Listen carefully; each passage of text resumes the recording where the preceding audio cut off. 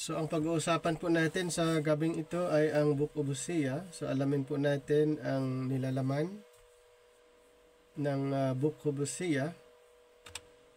At katulad ng ibang books, ito ay naisulat under the Time Past program na ang focus ay sa mga Israel pa rin, ang focus ng book na ito. At alamin natin kung ano yung mga nilalaman ng Book of Hosea.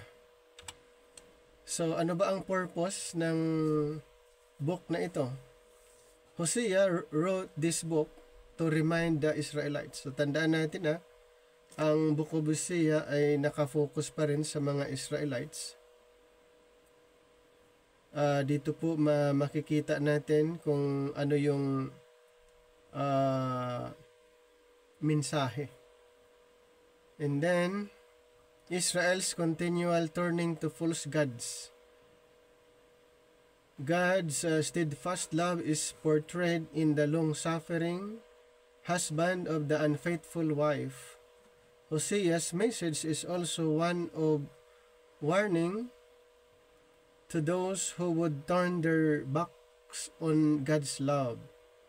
Through the symbolic presentation of the marriage of Hosea and Gomer, God's love for the idolatrous nation of Israel is displayed in a rich metaphor in the themes of sin, judgment, and forgiving love. So more on ito isang illustration na makikita natin, pero actually ito ay patungkol sa mga Israelites na lumayo sa ating Panginoon. Ito naman ang mga key verses sa Hosea 1:2. When the Lord began to speak through Hosea, the Lord said to him, "Go, take to yourself an adulterous wife and children of unfaithfulness, because the land is guilty of the vilest adultery in departing from the Lord." Another key verses, Hosea chapter 2 verse 23, I will plant her for myself in the land. I will show my love to the one I called, not my loved one. I will say to those called, not my people, you are my people, and they will say, you are my God. And in Hosea chapter 6 verse 6, for I desire mercy, not sacrifice and acknowledgments of God, rather than burnt offerings. And in Hosea chapter 14, 2 hanggang 4, take words with you and return to the Lord. Say to him, forgive all our sins and receive us graciously, that we may offer the fruit of our lips. Assyria cannot save us. We will not mount war horses.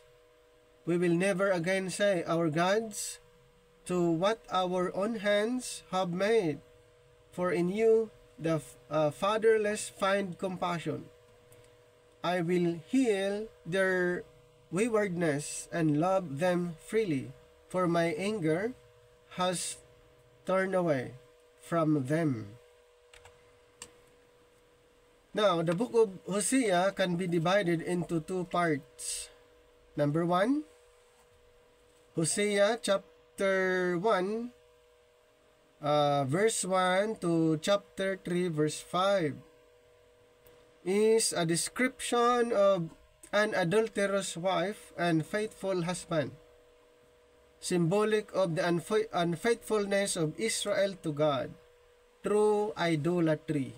Then the second part, Hosea chapter 4, verses 1 to chapter 14, verse 9, contains the condemnation of Israel, especially Samaria, for the worship of idols and her eventual restoration. So the first condition of the book contains 3 distinctive poems illustrating how God's children return time after time to idolatry. So yung tinatawag na God's children ay referring to the Israelites. So God commands Hosea to marry Gomer, but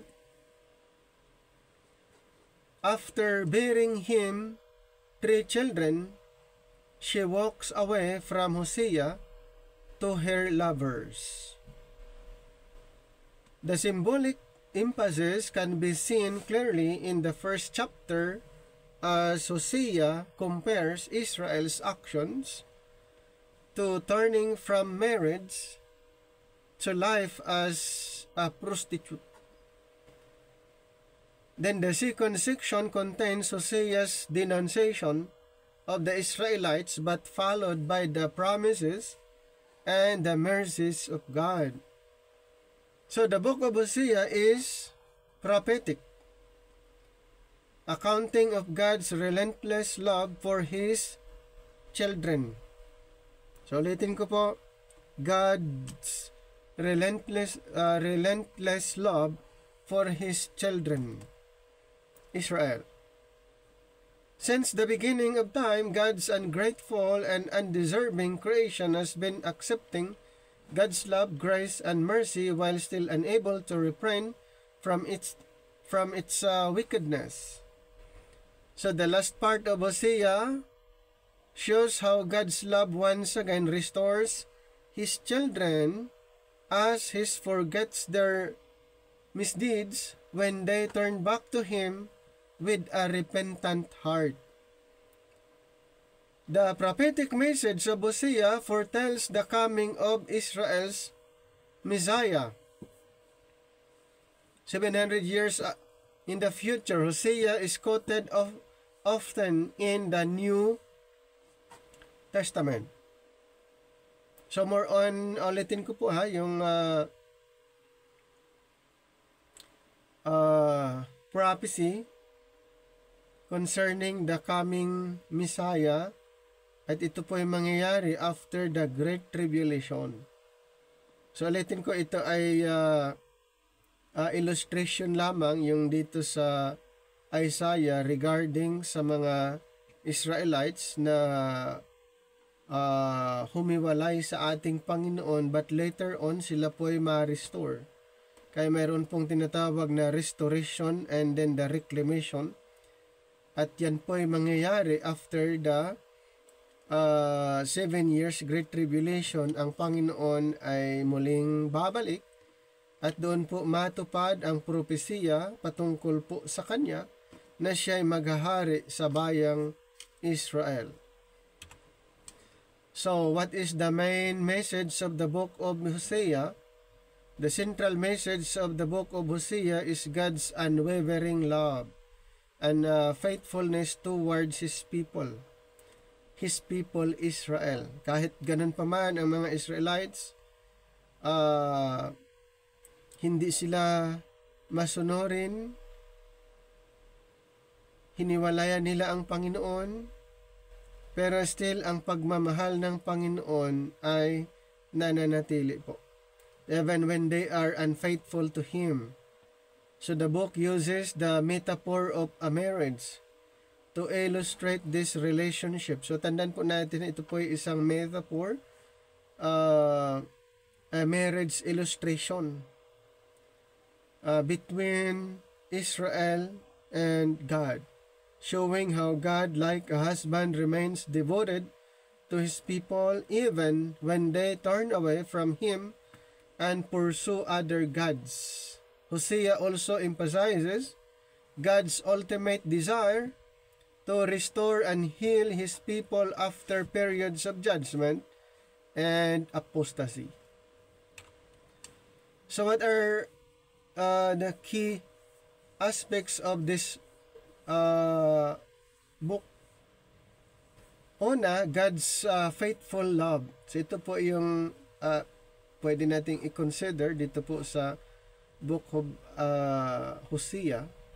Despite Israel's idolatry and unfaithfulness, God remains committed to His people, Israel.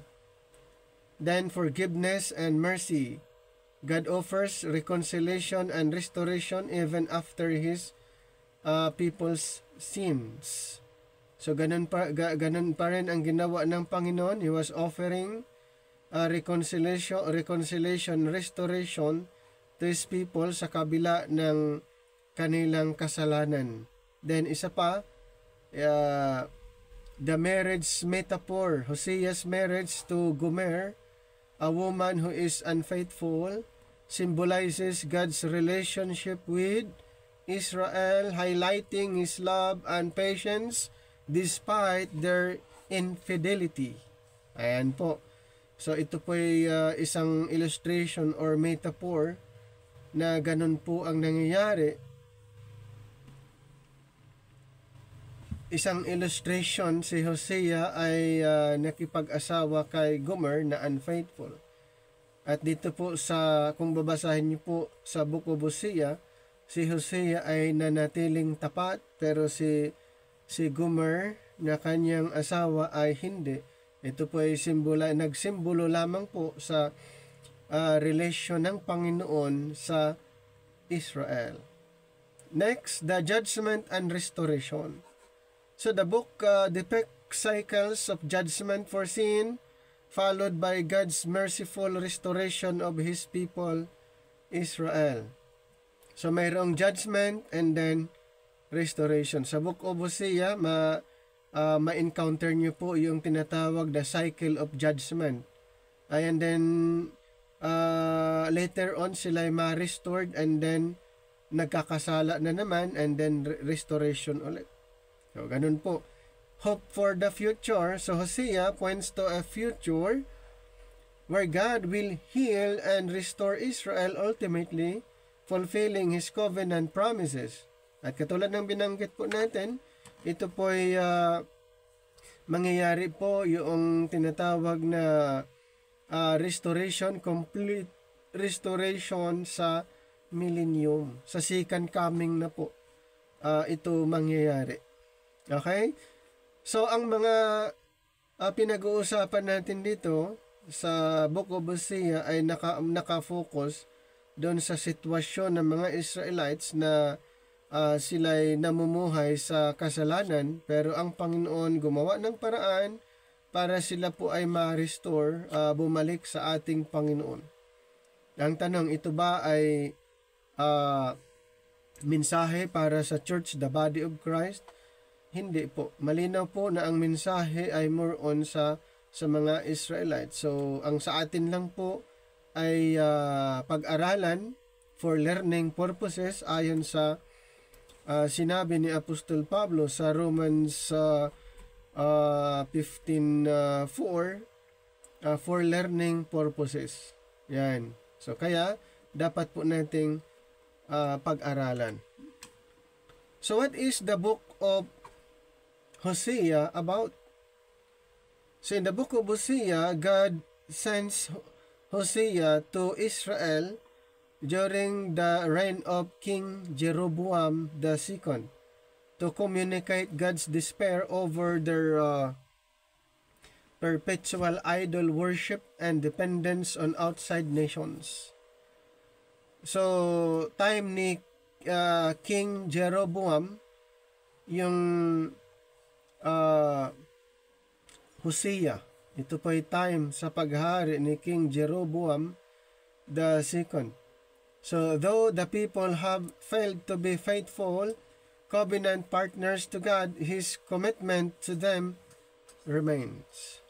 So, kahit ganun po ang nangyayari, yung covenant, hindi naging faithful ang mga Israelites sa covenant, pero ang Panginoon ay nananatili pong faithful sa covenant. So what did God want Hosea to do? So the Lord commanded Hosea to marry, and Hosea selected a woman named Gomer. So the Lord used this marriage as a symbol to teach the Israelites about His covenant relationship with them. So ulitin ko po, ito ay isang tinatawag symbol Pero actually, ang tinutukoy talaga dito, na ang mga Israelites ay maturuan kung ano ba yung covenant nila, covenant ng Panginoon sa kanila. So the Israelites were unfaithful to the Lord because they sought after false gods. O di ba na halos ito po ay paulit-ulit na lang problema ng Israel. Nag-start pa lang tayo doon sa Genesis, sa Exodus. Ito na po ang issue, yung madali lang nilang kalimutan ang Panginoon at papalitan nila ang Panginoon ng false gods.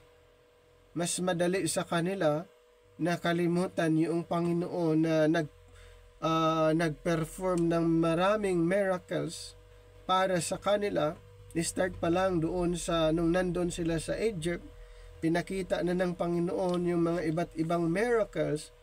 At nung nandun sila sa captivity, at ito din sa time dito sa Hosea, ganon pa rin ang issue. Ang mga Israelites ay sumamba ng iba't ibang Diyos. Kaya ito ay isang simbolo lamang yung nasa Hosea, na isang issue ng marriage, na si Hosea ay nakipag-asawa doon sa unfaithful woman na si Gomer, representing the Israelites. The Israelites were unfaithful to the Lord. Since na sila po unfaithful, they sought after false gods. So what does the book Hosea teach us about marriage? So it is in the art of marriage relationship that the husband and wife grow together in conflict, unfaithfulness, and quiet resolution. For Hosea, it is like building fire in the rain, but it can be done with love, patience, tolerance, and faithfulness in one partner, even when the other lacks all. Ayan, ganun po katindi yung ipinakitang picture dito, na si Hosea, kahit ganun pa man ang senaryong, yung kanyang asawa na si Gomer ay hindi faithful sa kanya, pero si Hosea ay nag-remain na faithful. At ito nga po ay nag-represent sa sitwasyon ng mga Israelites. So what is the lesson of Hosea? What's the big idea? So structured around 5 cycles of judgment and restoration, the book of Hosea makes clear its repetitions theme. Though God will bring judgment on sin, He will always bring His people back to Himself. So tandaan po natin God will bring judgment on sin. He will always bring His people back to Himself. Ganun po kasi mayroong covenant ang Panginoon sa mga Israelites. Mayroon pong covenant na ganun pa man ang ginawa ng mga Israelites, kinalimutan nila ang covenant nila sa Panginoon, pero ang Panginoon, since na mayroong covenant, ganon pa rin ang kanyang gagawin. God will always bring His people Israel back to Himself. So what is Hosea most known for? Hosea is a prophet whom God uses to portray a message of repentance to God's people Israel. So ulitin ko po yung what is Hosea most known for. Siya po ay isang propeta ginamit ng Panginoon, at doon po na i-portray ang mensahe tungkol sa repentance, tungkol po sa repentance doon sa kanyang bayan. Through Hosea's marriage to Gomer, God shows His great love for His great people, comparing Himself to a husband whose wife has committed adultery. Using this image as a metaphor for the covenant between God and Israel. So nakita niyo po yung scenario dito, comparing himself to a husband whose wife has committed adultery, using this image as a metaphor for the covenant between God and Israel. So yun po ang yun yung makikita natin doon, patunay na ang Panginoon ay nananatiling faithful sa kabila ng pagiging unfaithful ng mga Israelites. So what was the problem in Hosea? Perhaps the most puzzling and controversial issue regarding the book of Hosea concerns Gomer, who is called a woman of prostitution. So this phrase was interpreted by many 20th century scholars, kumbaga ayon sa kanila, concluded that Gomer was a cultic prostitute. So according to the scholars noong 20th century, according to them, Gomer was a cultic prostitute, a woman who engaged sexual relationships with men. So is the book Hosea parable? Ito ba'y parable? Yung book of Hosea, as prophet Hosea would serve as a living parable for a rebellious Israel. Living parable for a rebellious Israel. So ulitin ko po ang pinaka-picture ng Hosea ay ito po ay patungkol doon sa relationship ng Israel sa Panginoon. Kung ang Israel ba'y nananatili sa kanilang relasyon sa Panginoon or sila'y nakipagrelasyon sa ibang Diyos. At yun po ang picture na kahit ganun pa man itong si Hosea ay nanatili siyang faithful sa kanyang asawa na si Gomer, kahit si Gomer ay nakipag-asawa sa iba. Pero ang illustration po niyan na ang Israelites representing to Gomer na nakipag-asawa sa iba or nakipagrelasyon sa iba, ibig sabihin ang mga Israelites nakipagrelasyon sa ibang Diyos. Pero si Hosea ba ay hindi siya naging faithful? Nananatili pa rin siyang faithful. Ang Panginoon ba ay nananatiling faithful doon sa kaniyang pangako sa mga Israelites? Nananatili siyang faithful at nais niyang ma-restore, maibalik ang mga Israelites sa kanya, at ganun din itong si Hosea, gusto pa rin niya na si Gomer ay bumalik sa kanya at ma-restore. So, yan po yung tinatawag na picture. Kaya ayon sa ibang writer na itong ay Hosea, a living parable for a rebellious Israel. So God told him to marry a woman who would be unfaithful. Sino yung sinabihan? Si Hosea. And she would betray him in the most debased ways, choosing a life of prostitution over life with Hosea, and Hosea's wife treated Hosea like God's wife treated God. Why did God allow Hosea to marry? Under the Lord's guidance, Hosea married Gomer, a woman he knew would commit adultery. Baga alam na ni Hosea itong si Gomer na talagang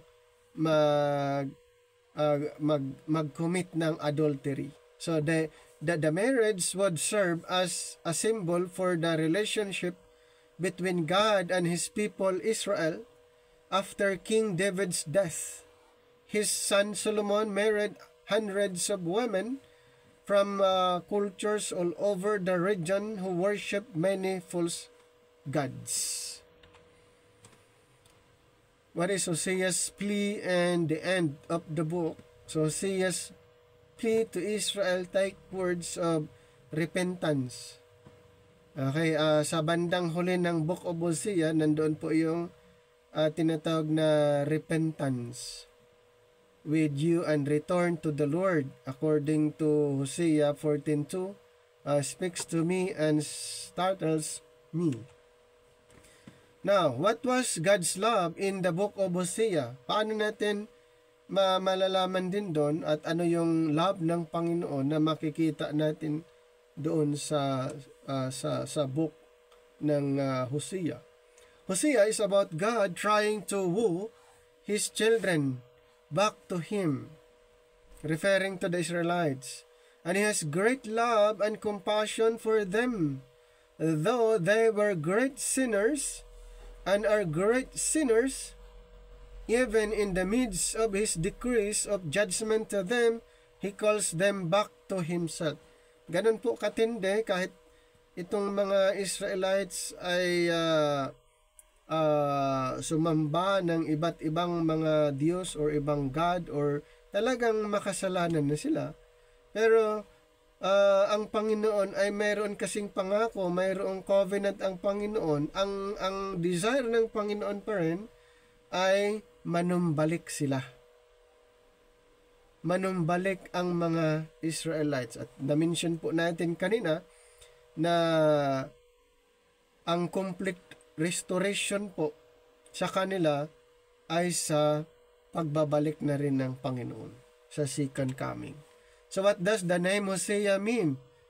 Ano bang ibig sabihin ng salitang Hosea? Okay, ang salitang Hosea ay ang kahulugan salvation.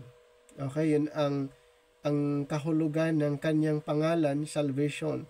Hosea is a boy's name of Hebrew origin, with his name meaning salvation, and this little one is sure to bring a whole new meaning and purpose to your life if you want to give. Halimbawa, dito po sa mga gusto ng pangalan, di ba mayroong mga pangalan na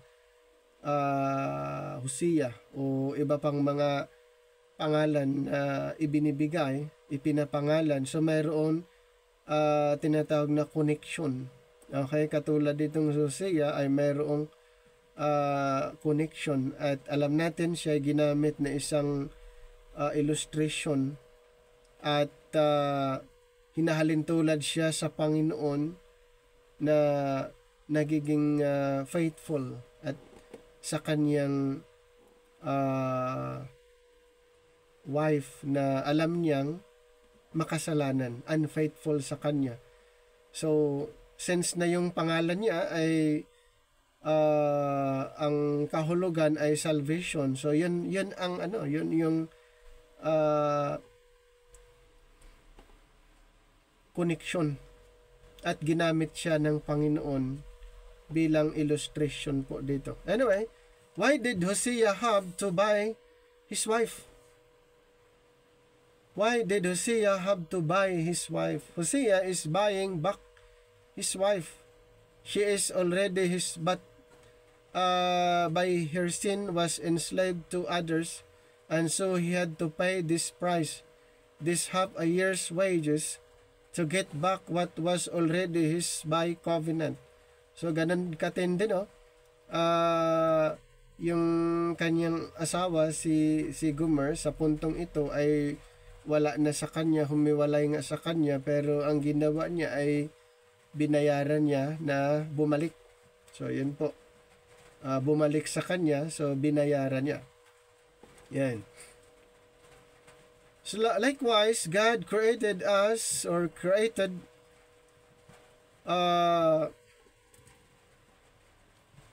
His people.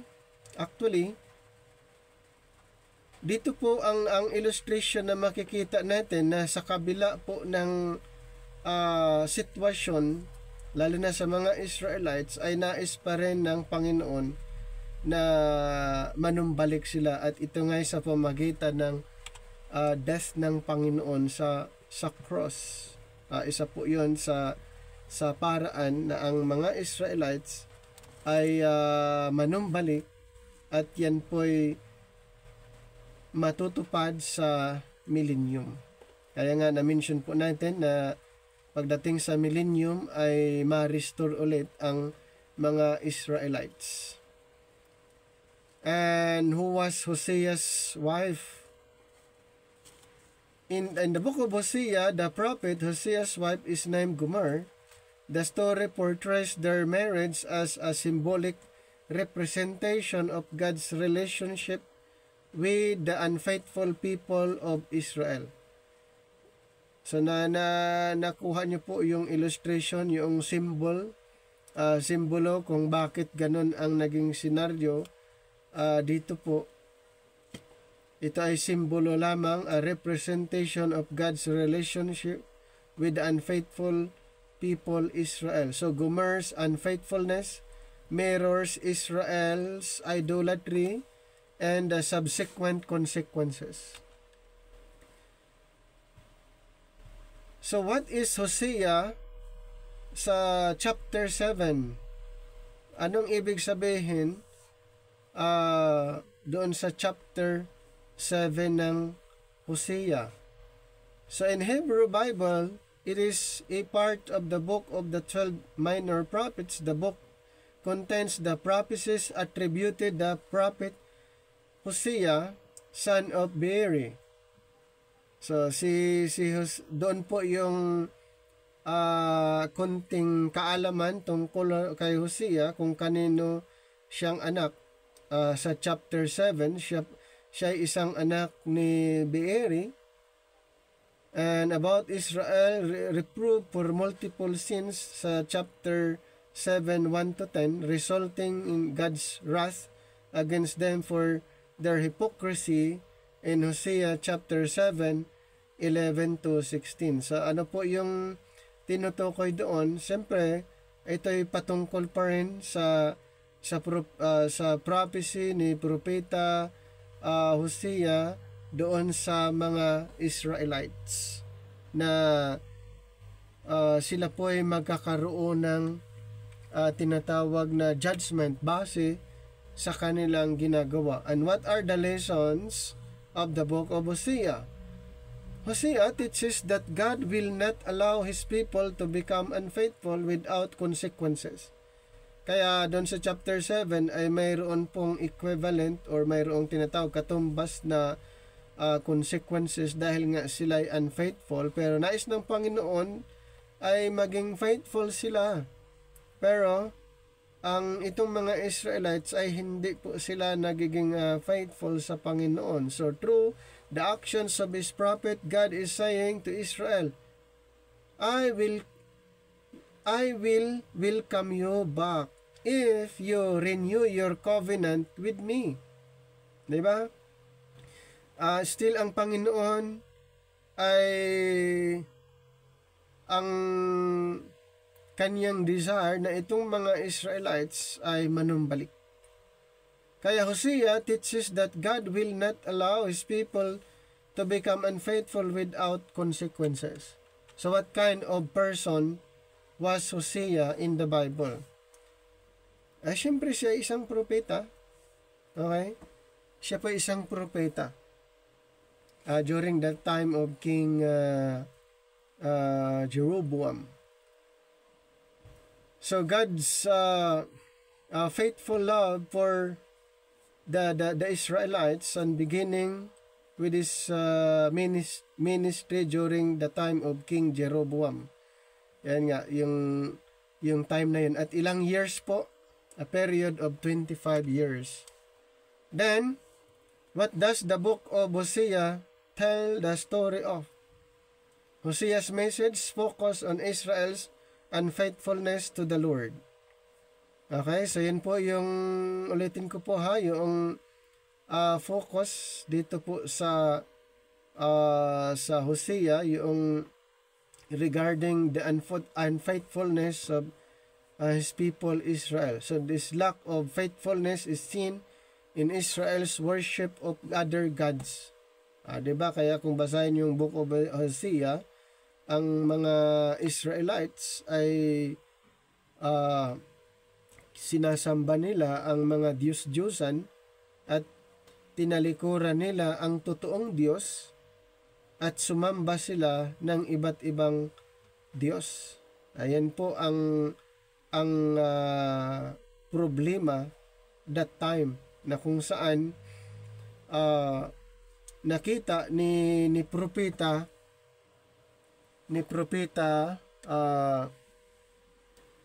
Hosea. Okay? Ni propeta Hosea. So kung titignan po natin ang scenario kasi ay yun yung pinaka matindi po during that time. Okay? Yun yung pinaka matindi dahil ang Israel ay sila'y hindi na nanatili, okay, doon sa Panginoon. Ayan. So yun po yung inaayos that time ni propeta Isaiah kung papaano. Ayan. So what warnings did Hosea give? Through Hosea, a prophet in the northern kingdom. So ulitin ko po, he was a prophet in the northern kingdom. The Lord issued urgent warnings, chastening Israel for being unfaithful in her symbolic marriage to him. And the warnings were unheeded, and Hosea lived to see the kingdom of Israel fall to Assyria in just a few decades. Ganun po yung scenario pa rin. Ito'y time pa rin ng captivity. So the warnings were unheeded, and Hosea lived to see the kingdom of Israel fall to Assyria in just a few decades. Pero siya ay isang propeta sa northern kingdom, itong si Hosea. So what are the main themes of this book? So mayroong tinatawag na theological theme related po dito sa book na ito. God's anger. Na-mention doon yung God's anger dahil nga ang rason, ang mga Israelites ay mas sinasamba nila ang mga Diyos-Diyosan. So, syempre, ang Panginoon ay nagalit sa kanila. Some people think that God's anger is the opposite of God's love. Yung iba naman, ayon sa iba, ang anger ay opposite of God's love. Judgment as part of God's covenant. So in the Bible, the promises made between God and God's people are known as covenants, and they state or imply relationship of commitment and obedience. So what are the important things about Hosea?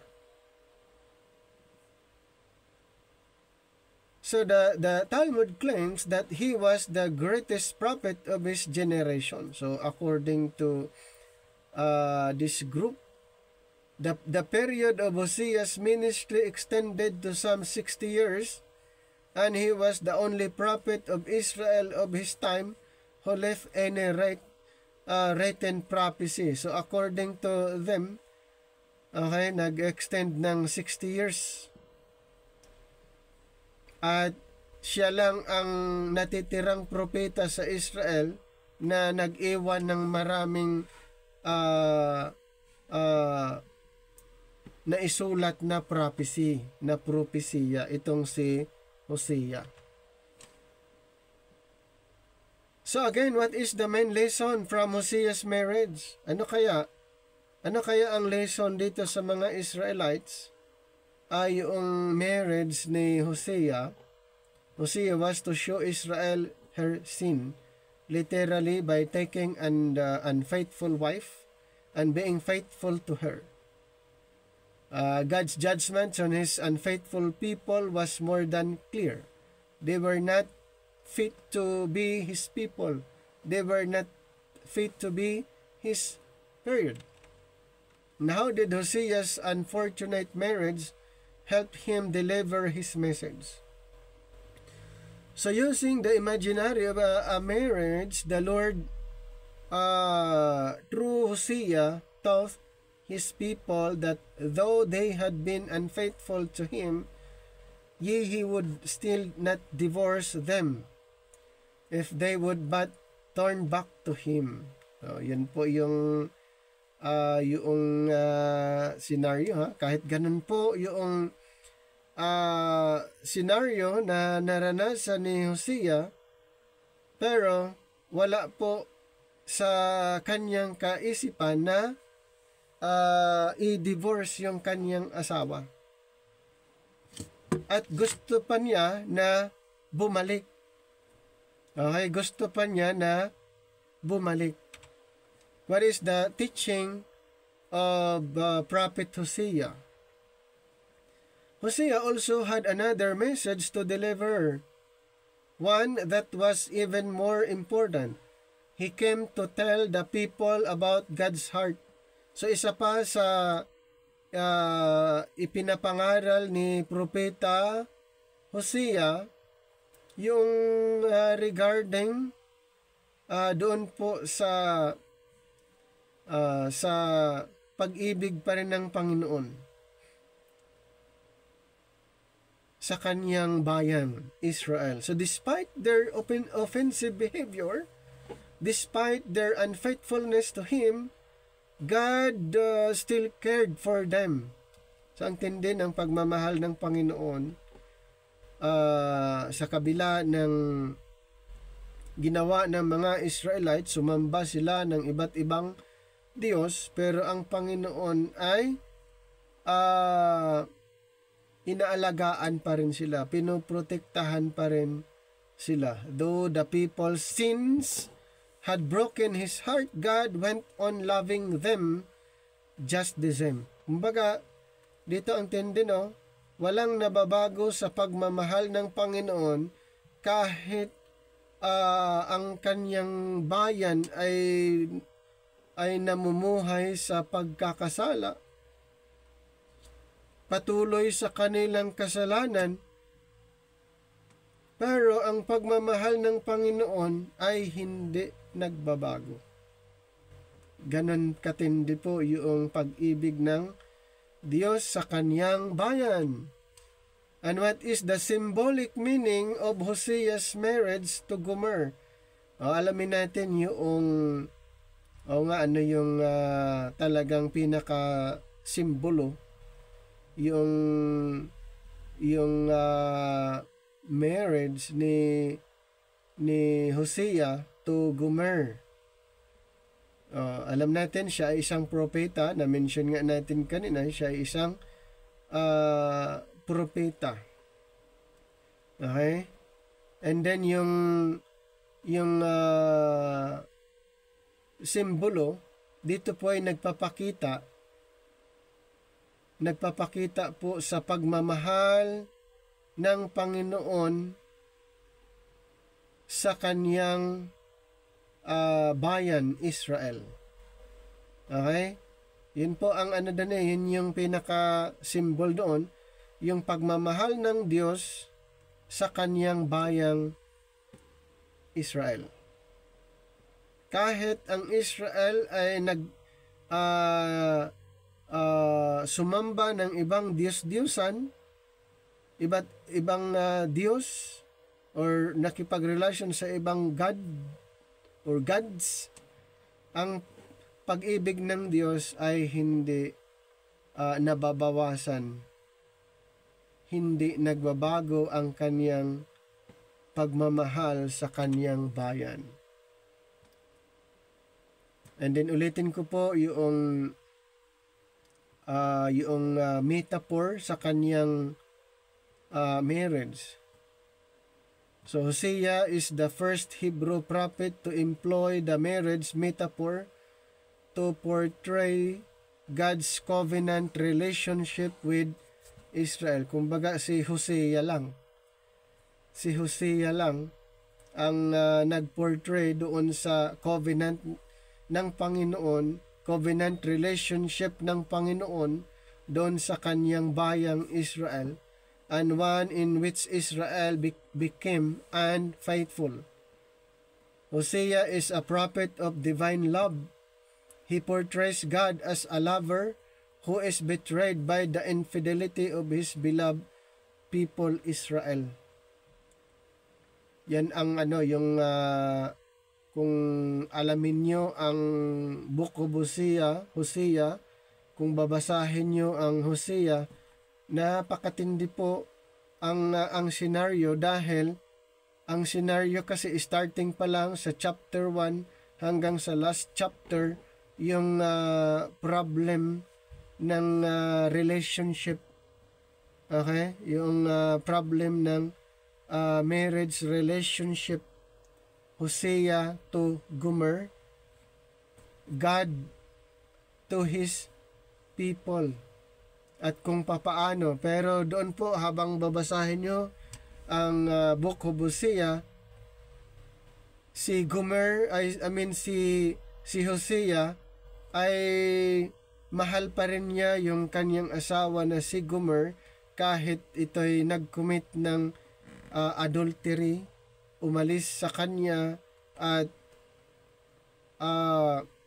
iniwan siya, pero ang gusto pa rin ni Hosea ay bumalik yung kanyang asawa at kanya pang bibilhin doon sa iba na bumalik sa kanya. Pero yan po ay isang metaphor na kahit ganun pa man, ang Panginoon, okay, ito po ay actually referring to yung referring sa pagmamahal ng Diyos sa kanyang bayan, na kahit ganon ang ginawa ng kanyang bayang Israel, ang pagmamahal ng Diyos nananatili. Ang Panginoon ay nanatiling faithful sa covenant, pero ang Israel sila'y unfaithful sa covenant.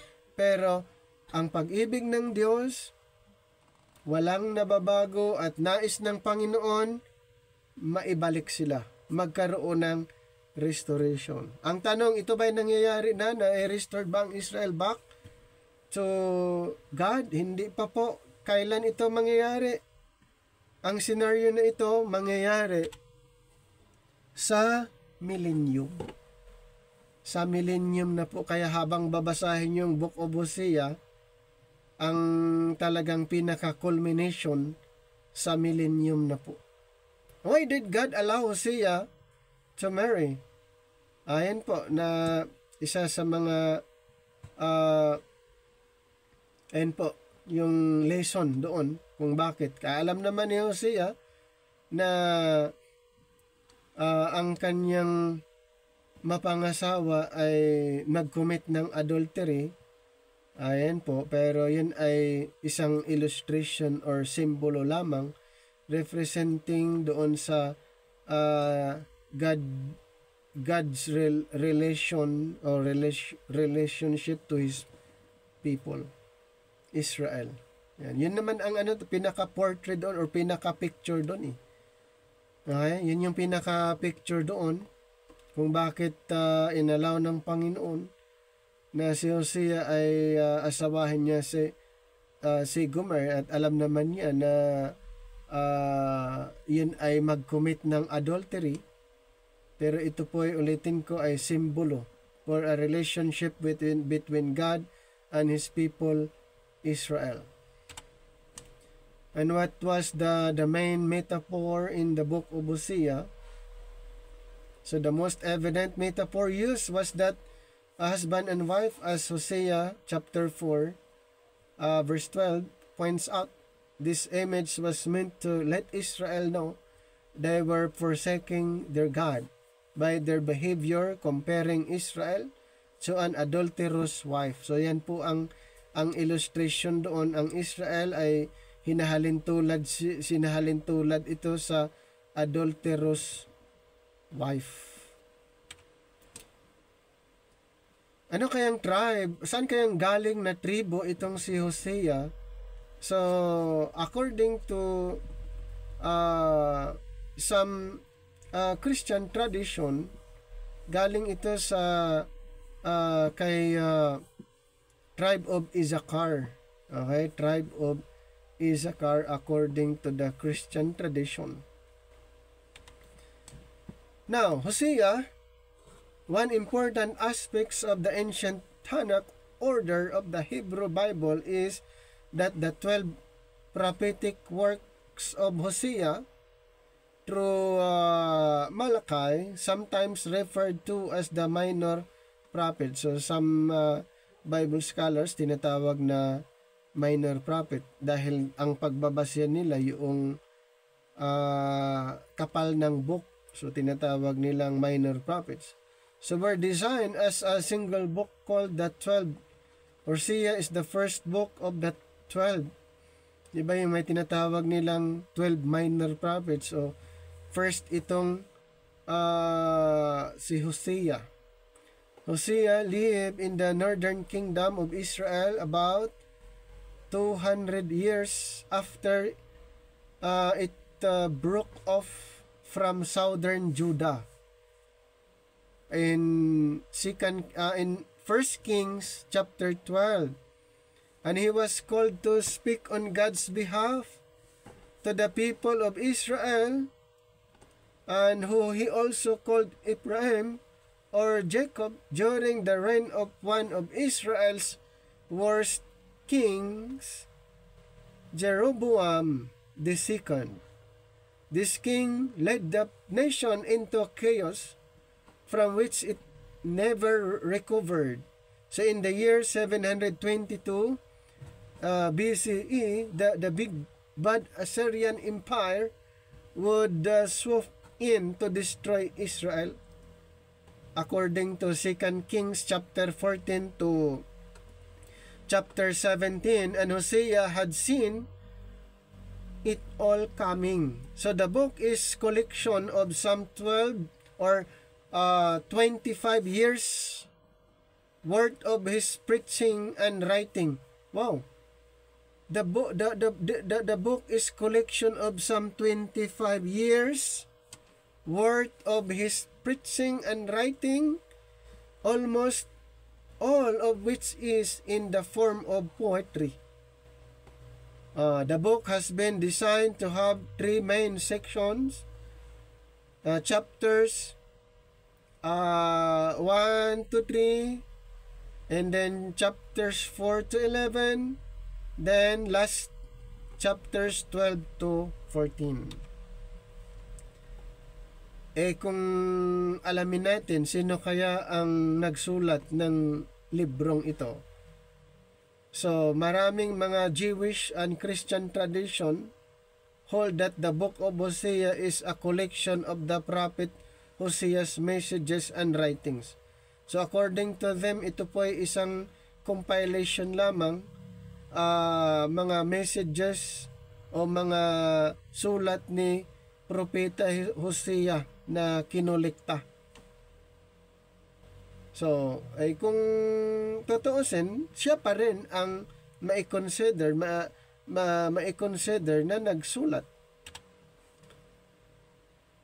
Ngayon, alamin natin yung nangyayari dito sa chapter 1 is from chapter 1 hanggang sa chapter 3. Ayan, ito po ang pinaka-issue, a broken marriage symbolizing God's covenant with Israel. So, the opening section tells the story of Hosea's broken marriage to a woman named Gomer. Ano pong nangyari dito sa chapter na ito? Nagkaroon ng nagkahiwalay. Nagkaroon ng problema sa kanilang marriage. Itong si Hosea at si Gomer. Ano kaya ang dahilan? Who commits adultery? Ang dahilan po, itong si Gomer na kanyang asawa ay nag-commit ng adultery dahilan na nasira yung marriage nila ni Hosea at ni Gomer. While it's not clear whether or not Gomer kept lovers before or only after they got married, she and Hosea had 3 children together. Ilan anak nila? 3. Things fell apart between them, but God told Hosea that, so ano sabi ng Panginoon? Despite Gomer's unfaithfulness, he was to find her and pay off the debts she owed to her other partners. Wow, ang tindi po yung ang sitwasyon na ito. Kahit ganun pa man ang nangyari, sinabihan ng Panginoon si Hosea, hanapin mo yung asawa mo at bayaran mo yung kanyang mga nagawa o kanyang mga atraso sa ibang mga nagiging partner niya. So, yun po yung instruction ng Panginoon. Then, he was to commit his love and faithfulness to her once again. So, ganun. Pag naibalik na niya, so still, ganun pa rin, mahalin mo pa rin siya. Ayan.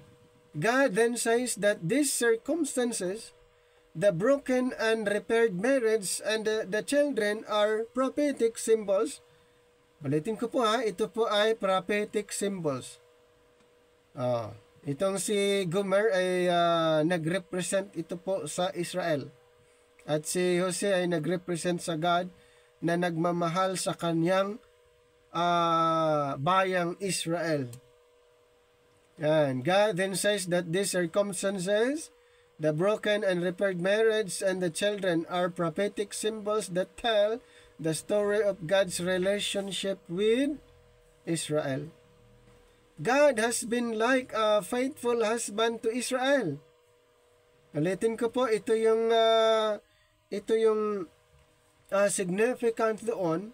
God has been like a faithful husband to Israel.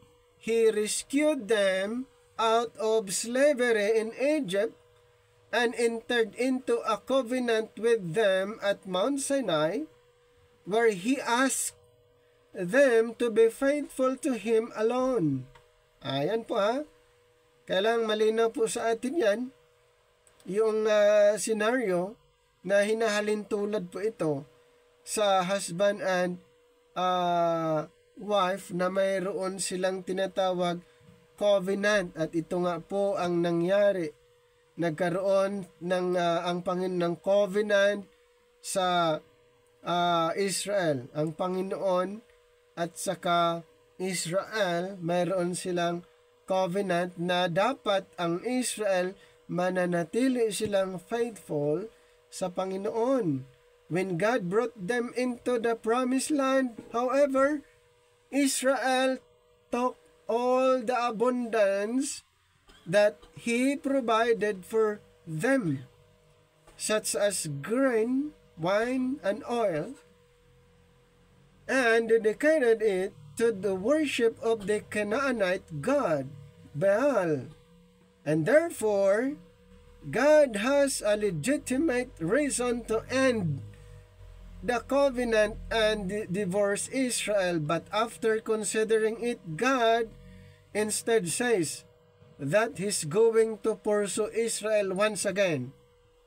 Dapat ganun ang mangyari, pero ang sinabi pa rin ng Panginoon, binigyan pa rin niyang chance and renew the covenant purely because of His own love, compassion, and faithfulness. In Hosea chapter 2, 19 to 20.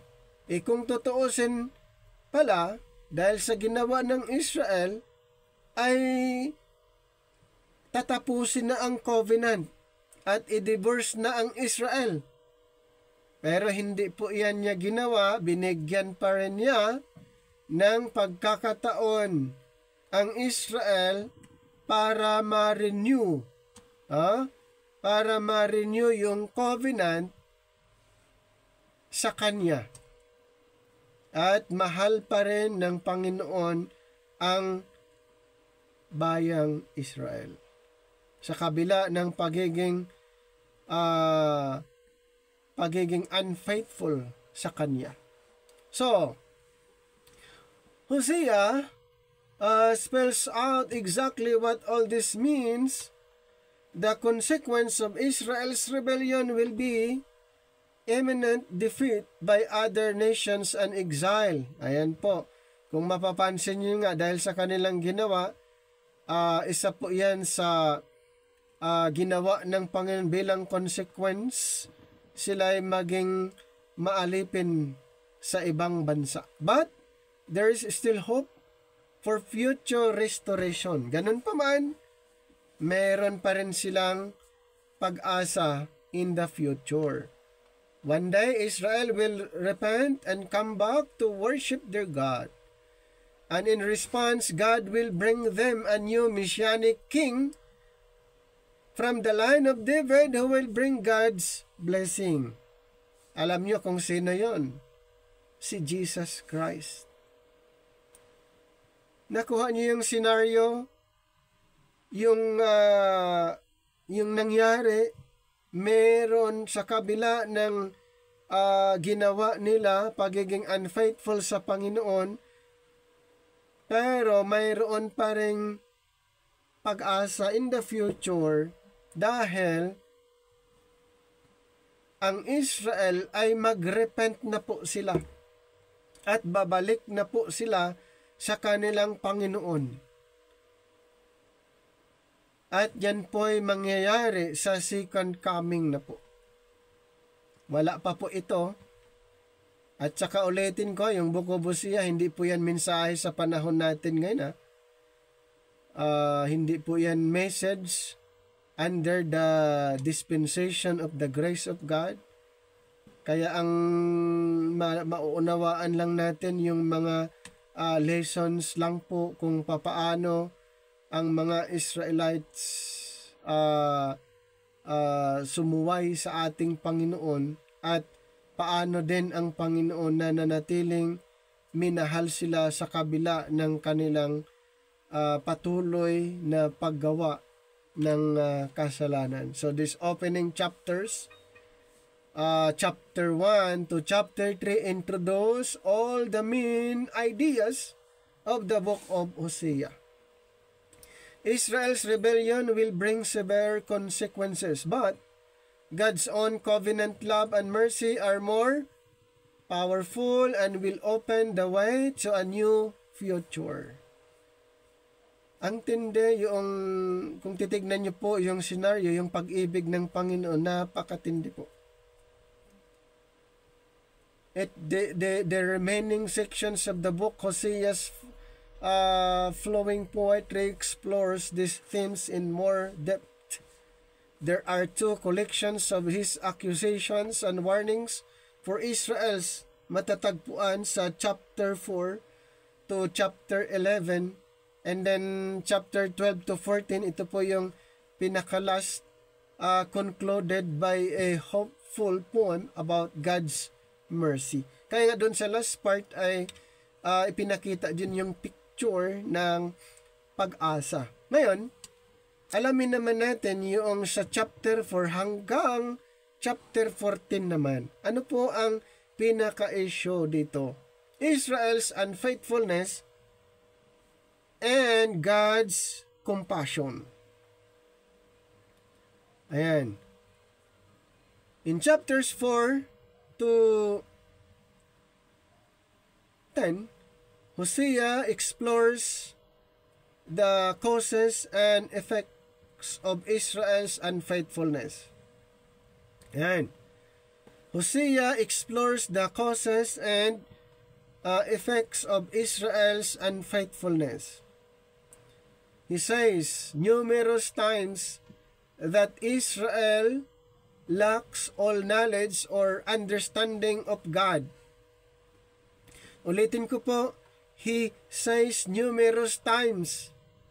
O, di ba? Ang daming mga talagang panahon na ipinapakita dito ng Israel ay kulang talaga when it comes of na kaalaman and understanding regarding sa Panginoon. So the Hebrew word yada, to know, is about more than just intellectual activity.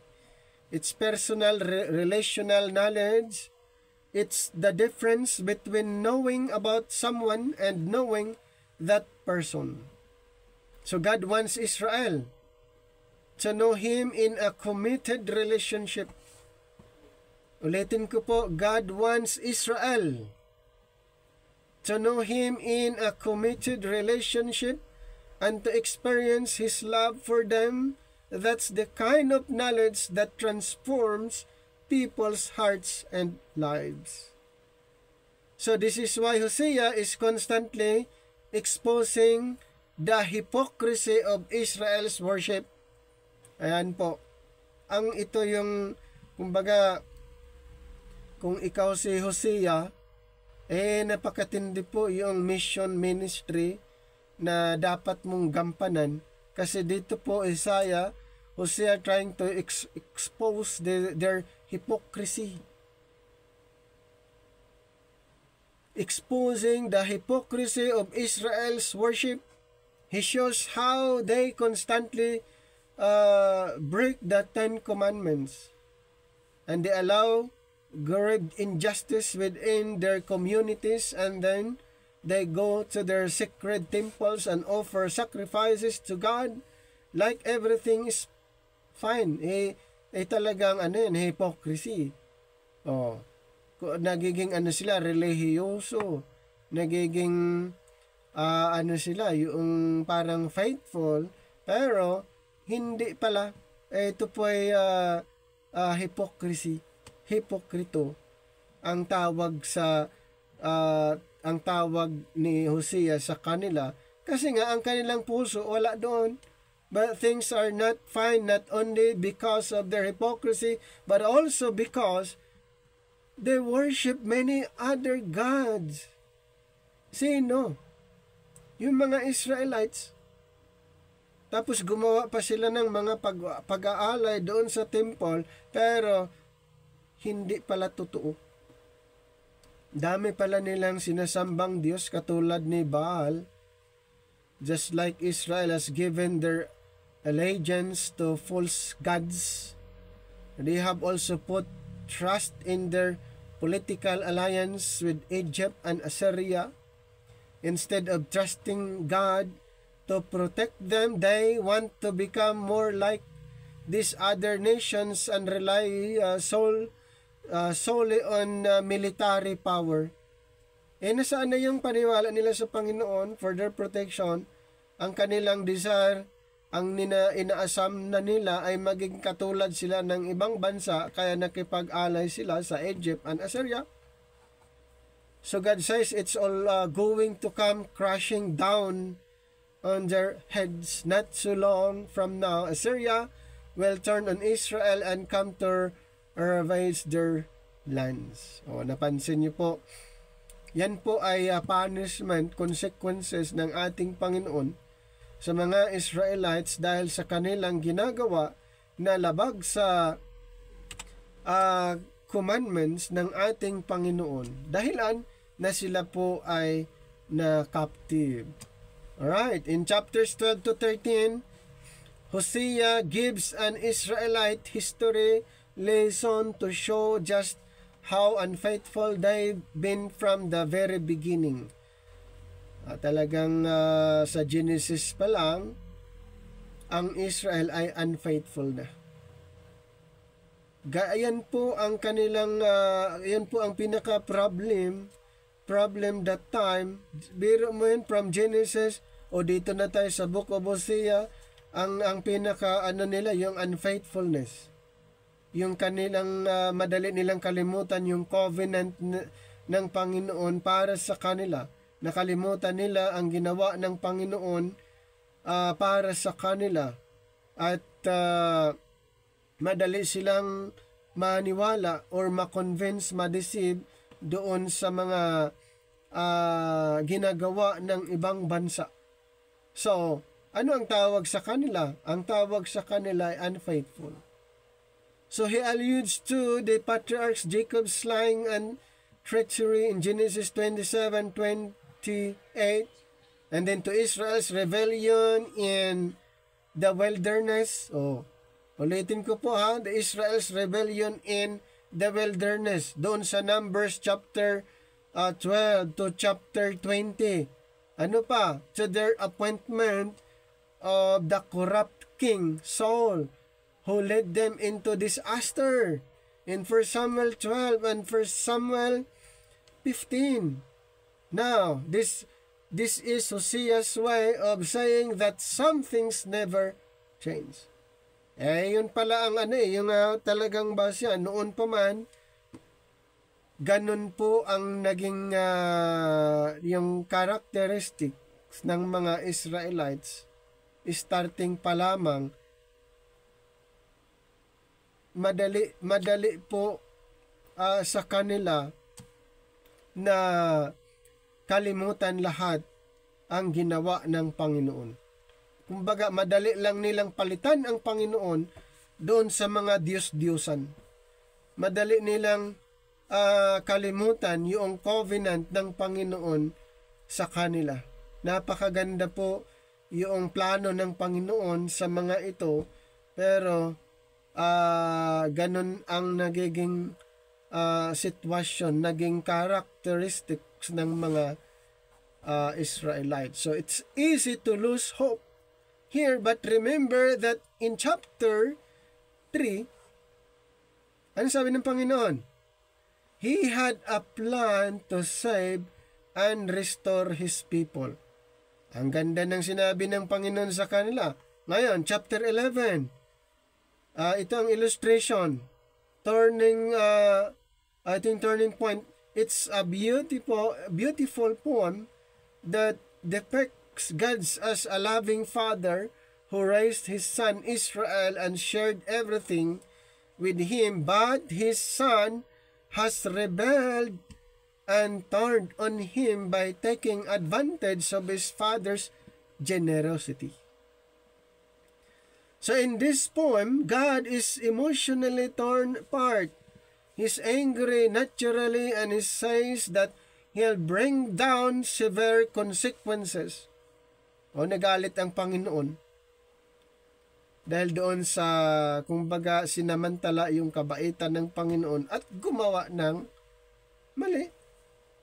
But God's anger quickly turns to heartbreak and is moved by mercy and compassion. Galit siya, pero later on, he moved to mercy and compassion to forgive the son he loves. Instead of punishment, dahil galit na siya, pero ito po ay napalitan ng mercy, compassion, and then kapatawaran doon sa kanyang minamahal. And he says, "How can I give you up, Ephraim? My heart turns inside me, all my compassion is arose," in Hosea 11:8. So while God did allow Israel to be conquered by Assyria, it's not the end of the relationship. God still loves Israel with a passion and wants to save His people. So ganun pa man, ang nangyari, mahal pa rin ng Panginoon ang bayang Israel, at ang desire pa rin niya, ang gusto pa rin niya, ang nais niya, maligtas pa rin ang kanyang bayan. Ito yung last chapter sa Hosea, chapter 14. Hosea calls on Israel to repent and turn back to their God, but he knows it won't last. It never does, but God says that one day He will heal their waywardness and love them freely. Hosea 14:4. During that time, hindi talaga, no? Kahit yan yung message ni Hosea sa mga Israelites, pero wala pa rin. Pero one day, katulad ng na-mention po natin, sa second coming na po mangyayari ang complete na restoration, forgiveness sa kanila. And he goes on to describe this new healed Israel as lush tree that will grow deep roots and broad branches, offering shade and fruit to the nations. It's a beautiful image of God's promise to Abraham that Israel would become a blessing to the nations. Ayan po yung Abrahamic covenant na mangyayari po sa millennium. Sa millennium na po ma-fulfill ang Abrahamic covenant ng mga Israelites ay maging channel of blessing sa millennium. However, if that's ever going to happen, it will require an act of God's healing power to repair the deep brokenness and selfishness of the human heart so that His people can truly receive His love and love Him in return. God promises to do just that. So after this poem concludes, we find the last verse of the book of Hosea.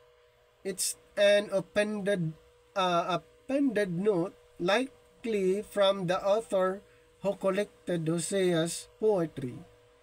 So the note addresses you, the reader. Hosea chapter 49, who is wise and concerning to understand all this? The ways of the Lord are right. The righteous walk in them, but the rebellious stumble in them.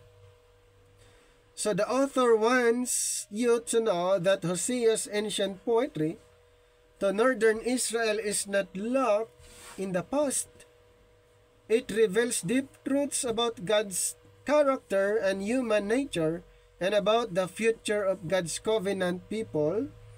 And while God should and sometimes does bring His justice upon human evil, His purpose and His heart is ultimately to heal and to save. So, Hosea's message to all future generations. Nakuha niya yung punto ni Hosea. Actually, hindi naman talaga ito nangyari during his time, but he was predicting what will happen in the future. So, ang culmination ay sa second coming na po. Ang complete forgiveness, restoration, yung repentance sa pagbabalik na ng Panginoon. Doon na po mangyayari ang propesya regarding po sa na-mention dito sa Hosea. So, Hosea, a prophet from Northern Kingdom. Tandaan po natin yan, siya po ay propeta from the Northern Kingdom, preached in his homeland, which he addresses as Israel. Okay?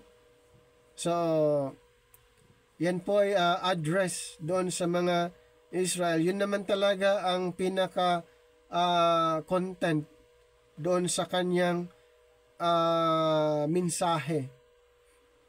Pero ganun katindi po ang yung sitwasyon sa mga Israelites during the time of Hosea. And Hosea began the Old Testament tradition of describing the relation between the Lord and Israel in terms of marriage. Di ba? Sa Jeremiah 3:1, it was mentioned regarding sa yung pagmamahal ng Panginoon sa Israel in terms of marriage. And Ezekiel 16:23, Isaiah 50 verse 1. So the New Testament uses the marriage imaginary to describe. So mayroong tinatawag na hindi naman literal na marriage na ganun po, pero yun ay isang description lamang na makikita natin doon kung paano ang Panginoon ipinapakita niya ang kanyang pagmamahal sa kanyang pinili. Why is Hosea so important? So more than any other prophet, Hosea linked his message closely with his personal life by marrying a woman he knew would eventually betray his trust, and by giving his children names that sent messages of judgment on Israel. So Hosea's prophetic word flowed out of the life of his family. So the cycle of repentance, redemption, restoration, evident in Hosea's prophecy and evident or even his marriage. According to Hosea 1:2 in chapter 3 verses 1 to 3, remains intimately connected to our lives, and this sequence plays itself out in the lives of real people, reminding us that the scriptures are far from mere collections of abstract statements with no relation to real life. Then what's the big idea? Structured around 5 cycles of judgment and restoration, the book of Hosea makes clear its repetitious theme. Though God will bring judgment on sin, He will always bring His people back to Himself. God's love for Israel, a nation of people more interested in themselves than in God's directions for their lives, shines through clearly against the darkness of their idolatry and injustice. Hosea 14:4. Pero ganun pa man, ay minahal pa rin ng Panginoon ang mga Israelites dahil sa in the future, sila po ay manumbalik. Throughout the book, Hosea pictured the people turning away from the Lord and turning toward other gods. Ay mapansin nyo, during the earthly ministry of Jesus Christ, He was introducing, preaching regarding the repentance, the message of repentance. Actually, yun po ang yun yung tinatawag na transition papunta doon sa kanyang paghahari. So mayroong message of repentance during that time. In here in chapter 4, na-mention natin na ito ay picture lamang sa mga Israelites na manumbalik sa ating Panginoon at iwanan na nila ang kanilang mga sinasambang Diyos-Diyusan. Chapter 4:12 to chapter 3 verse 3 and chapter 8 verses 5 to number 6. So this propensity for idolatry meant that the Israelites lived as if they were not God's people. Ayun naman ang naging scenario doon sa book of Hosea na as if they were not God's people. Alam naman natin na ang Israel ay God's people sa umpisa pa lamang. And though God told them as much through the birth of Hosea's third child, Lu-ammi, He also reminded them that He would ultimately restore their relationship with Him, using the intimate and personal language of sons to describe His wayward people in chapter 1, 9 to 10, and chapter 11, verse 1. So, the book of Hosea offers several powerful lessons, primarily centered around God's faithfulness and love for Israel despite their unfaithfulness. Ayan po yung pinapakitang lesson po dito, yung pagmamahal ng Panginoon, pagiging tapat ng Panginoon, kahit hindi tapat ang bayang Israel sa Kanya, pero dito po ipinapakita yung katapatan ng ating Panginoon sa kanila. So, Key takeaways include that importance of covenant, God's willingness to forgive and restore, and the consequences of turning away from God's ways. Hosea also highlights the significance of marriage as a metaphor for God's relationship with His people and the church relationship with Him. So yun po yung picture doon. Ulitin ko ha, yung ginagamit yung marriage relationship sa Panginoon at sa mga Israel. Meron tayong pwedeng idagdag na lesson. Mayroong 5 na pwede nating idagdag dito po sa Hosea. Ito po yung number 1 na matutunan nating lesson sa Book of Hosea, God's unwavering faithfulness. Hosea demonstrates God's unwavering love and faithfulness even when Israel is unfaithful to their covenant with Him, and God's love is not conditional on Israel's behavior, but rather a constant source of hope and a promise of restoration. Nakita nyo yung God's unwavering faithfulness? Ayan po. Kumbaga, yung pagmamahal ng Panginoon is unconditional.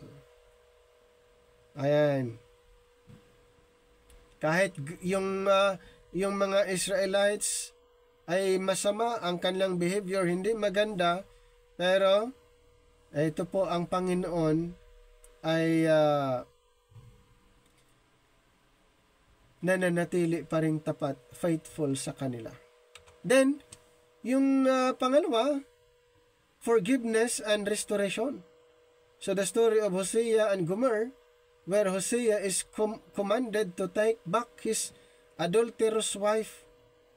Ito po illustration, nag-illustrate God's willingness to forgive and restore even those who have strayed far from Him. So this emphasizes the importance of reconciliations and the potential for second chance. Ito po yung ginawa, pero ito yung matindi na makita natin kung babasahin nyo sa Hosea.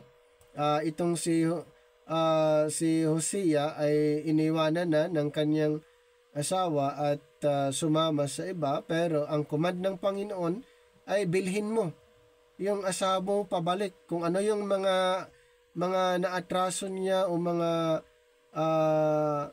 nagawa niya doon sa iba, bayaran mo at ibabalik sa iyo. So ganun katindi po yung instruction ng Panginoon kay Hosea. So it's a matter of forgiveness and restoration. Then the nature of covenant, number 3. Hosea highlights the concepts of covenant as a binding relationship.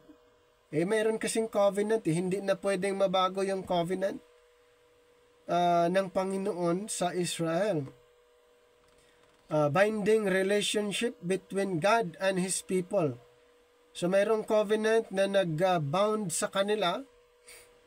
So with expectations on both sides, Israel's failure to uphold their part of the covenant is a consequence of not knowing God and His ways. Since mayroon silang covenant, ay pag ito'y hindi nasunod, mayroong tinatawag na consequences. Number 4, ito na po, ang consequences of unfaithfulness.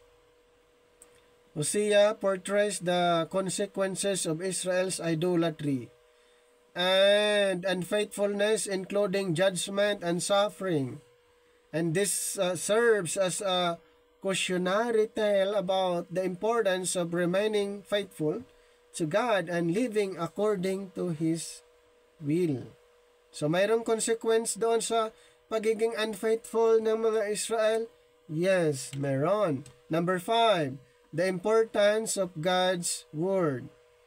Hosea stresses the importance of knowing God's Word and adhering to His laws. He warns that lack of knowledge of God's ways leads to suffering. Ulitin ko po, ito yung warning ng Panginoon that lack of knowledge of God's ways leads to suffering for the people, including the priest who should have been teaching them. Okay, so Hosea's message is one of profound love, forgiveness, and the enduring power of God's covenant with His people. So, it calls for repentance, He calls for faithfulness, and a return to God's ways, emphasizing the importance of both individual and societal relationships with God. So, nakita niyo po yung kahalagahan ng salita ng Panginoon. So dito po ay talagang sinabi ni Hosea doon sa mga Israelites regarding po dito.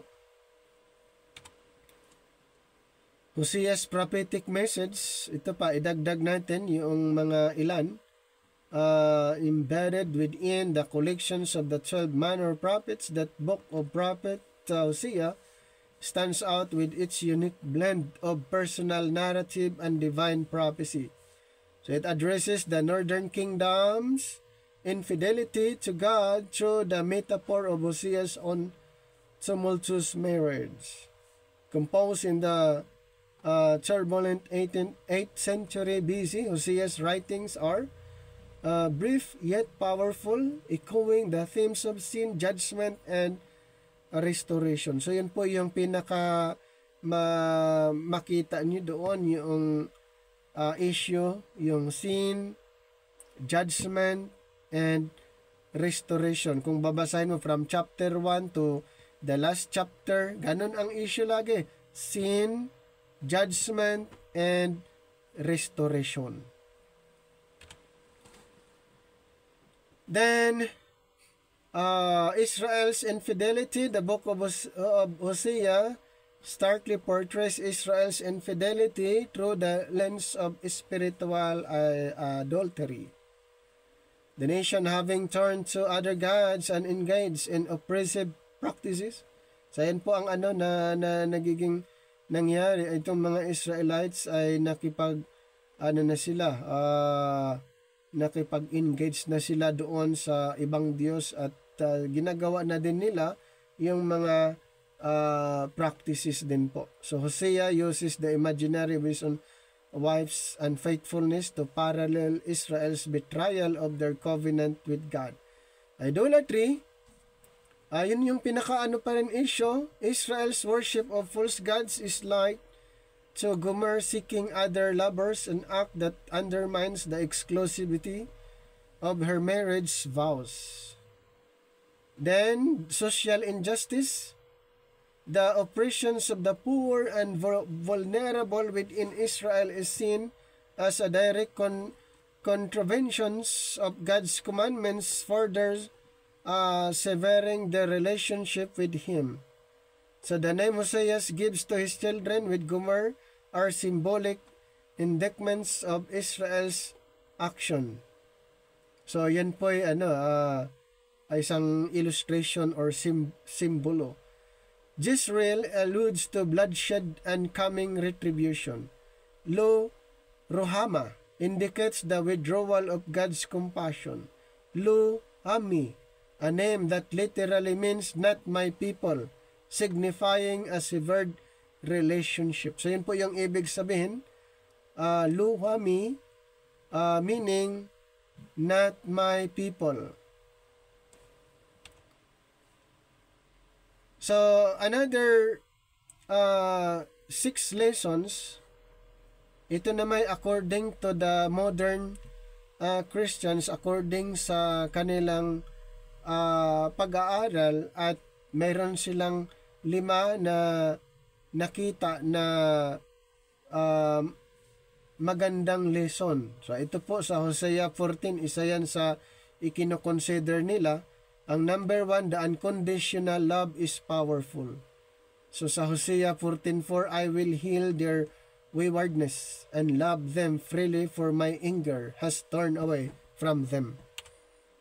And Hosea's story is powerful testaments to God's unconditional love. Then number 2, we shouldn't neglect spiritual life. While Hosea's message is underpinned by hope, it also includes a counterintuitive twist. So the idea that neglecting knowledge of God can lead to destruction. So in simple terms, Hosea suggests that ignorance isn't bliss, rather it can be fatal to spiritual life. So the book confronts readers with the consequence of forsaking wisdom, understanding, urging a proactive pursuit of spiritual knowledge as essential for survival and growth. Think about it. When Israel turned away from God, their world began to unravel. So this isn't just about ancient history. It's clear signal to us that when we put our faiths in the back burner, we risk losing our way. The story urges us to keep our spiritual health. So isa sa mga nais na yung ipinapakita ni Hosea dito, yung regarding sa spiritual na pamumuhay, at actually yun yung nais niyang ma-experience ng mga Israelites that time. And then another lesson, yung number 3, there always room for a comeback through repentance. Ito nga ang picture na kahit ganun ang nangyari sa mga Israelites, ang message pa rin ay manumbalik sila. Okay? Manumbalik sila sa Panginoon. Then yung number 4, faithlessness hurts like a broken marriage. Hosea's personal life serves as a raw and vivid metaphor for Israel's broken relationship with God. Ganun po yung nangyari yung sa marriage ni Hosea. Yun yung picture doon na nagkaroon ng problem. Pero still ang nais pa rin ng Panginoon na ang kaniyang wife na humiwalay because of idolatry ay bumalik sa kanya. Kaya the prophet marries Gomer, a woman who is unfaithful, symbolizing Israel's infidelity through idolatry and social injustice. Okay? So, ayan po yung nagsimbolo sa mga unfaithful Israel. Itong kanyang asawang si Gomer. Ayan. We should embrace God's mercy. Dito naman sa number 5, just as Hosea's story doesn't end with the heartbreak of marital betrayal, our story doesn't end with our spiritual wandering. So, here, ipinapakita pa rin dito yung God's mercy instead of consequences, punishment, dahil ang mga Israelites ay patuloy sa kanilang paggawa ng kasalanan, pero still ang Panginoon ipinapakita niya ang compassion and mercy, and then hoping in the future na itong mga Israelites ay mag-repent and then ma-restore. Pero yan po ay sa panahon na ng millennium. Isa pang lesson dito, sa life can triumph over death. It's a world where loss and despair can sometimes feel insurmountable. Hosea offers a beacon of hope that shines brightly against the darkest backdrop. Ganun pa man, sa nangyari, si Hosea ay mayroon pa rin siyang hope na ito'y magkaroon ng restoration, reconciliation in the future. Okay? So, idagdag natin itong mayroong 3 pa na lesson from the book. Number 1, God is faithful to His people even when they are unfaithful. Number 2, God disciplines His people when they are unfaithful. Then number 3, God has a deep affection for His people, Israel. So yan po ang mga tatandaan po natin at mga bagay na pwede nating matutunan lesson dito po sa Book of Hosea. Okay? So hanggang dito na lang ang ating pag-aaral bilang summary dito po sa Book of Hosea. Sana po mayroon po kayong mga konting natutunan, additional doon sa mga natutunan nyo dati. Maraming salamat po.